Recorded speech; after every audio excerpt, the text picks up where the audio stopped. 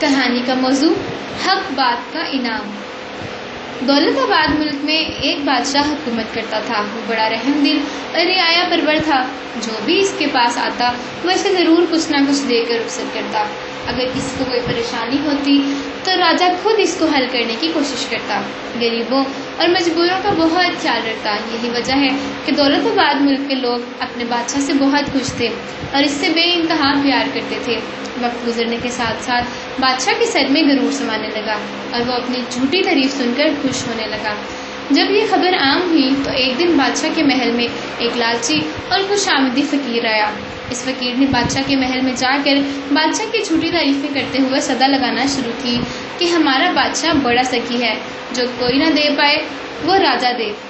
بادشاہ کو یہ سن کر بڑی خوشی ہوئی۔ اس نے فقیر کو ایک پپیتا انعام میں دے کر اسے رخصت کیا۔ فقیر نے پپیتا لیا اور منہ لٹکائے واپس ہو گیا۔ اس سے انعام سے ذرا بھی خوشی نہ ہوئی۔ پہلے فقیر کے جاتے ہی دوسرا فقیر محل میں داخل ہوا اور اس نے حق بات کی سزا لگانا شروع کی کہ جو اللہ دے وہ کوئی نہ دے پائے، نہ ہی ہمارے بادشاہ۔ فقیر کی یہ بات سن کر بادشاہ کو ناگواری گزری، لیکن چونکہ وہ عام رعایا میں سخی اور رحم دل مشہور تھا، اس لیے محل میں آئے ہوئے فقیر کو خالی ہاتھ واپس لوٹانا اس نے مناسب نہ سمجھا، سو اس نے فقیر کو 2 سونے کے سکے دیے اور محل سے رخصت کر دیا۔ دوسرا فقیر 2 سونے کے سکے پا کر بہت خوش ہوا۔ اتفاق سے دونوں فقیروں کی بازار میں ملاقات ہو گئی۔ پہلا فقیر بہت زیادہ دکھی رہا۔ دوسرے فقیر نے اس سے پوچھا، دوست تم اتنے دکھی کیوں دکھائی دے رہے ہو؟ پہلے فقیر نے جواب دیا، میں بادشاہ کے محل میں گیا تھا اور اس کی تعریف بھی کی۔ اس نے انعام میں مجھے صرف ایک پپیتا دیا جو میرے کسی کام کا نہیں۔ دوسرے فقیر نے کہا، میں بھی بادشاہ کے محل میں گیا تھا اور میں نے ایک صحیح اور سچی بات کہی تھی۔ وہ سن کر بادشاہ نے مجھے 2 سونے کے سکے انعام دیے، جنہیں پا کر میں بہت خوش ہوا۔ پہلے فقیر نے دوسرے فقیر سے کہا، کیا تمہیں پپیتا پسند ہے؟ دوسرا فقیر جسے دولت سے محبت نہیں تھی اور نہ ہی وہ لالچی تھا، کہنے لگا کہ ہاں مجھے پپیتا پسند ہے۔ پہلا فقیر یہ سن کر کہتا ہے، تو تم یہ پپیتا خرید لو۔ دوسرا فقیر دونوں سونوں کے سکے کے بدلے میں وہ پپیتا خرید لیتا ہے۔ پہلا فقیر سونے کا سکہ پا کر بہت خوش ہوتا ہے اور وہاں سے چلا جاتا ہے۔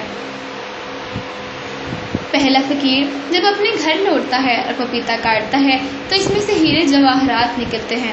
وہ سمجھ جاتا ہے کہ مجھے بادشاہ کے سامنے حق بات کہنے کا انعام ملا ہے، جبکہ دوسرا لالچی اور خوش آمدی فقیر چند ہی دن میں پورے پیسے اڑا کر دوبارہ بادشاہ کے محل میں بھیک مانگنے جاتا ہے۔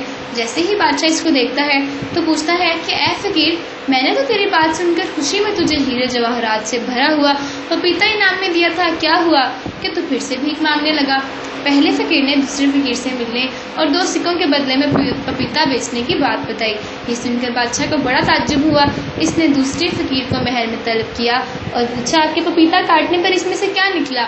دوسرے فقیر نے سب کچھ سچ بتلا دیا اور یہ بھی کہا کہ میں نے یہ پپیتا اس لیے پہلے فقیر کو واپس نہیں کیا کہ میں نے سن رکھا تھا بادشاہوں کے سامنے حق بات کہنے پر اللہ تعالیٰ اپنے بندوں کو انعام سے نوازتا ہے، اس لیے میں سمجھ گیا کہ پپیتے کے ذریعے مجھ کو اللہ تعالیٰ نے انعام عطا کیا ہے۔ یہ سن کر بادشاہ کی آنکھ کھل گئی اور وہ دوبارہ پہلے جیسا نرم دل اور تواضع والا بادشاہ بن گیا اور لالچی فقیر کو اس نے جلا وطن کر دیا۔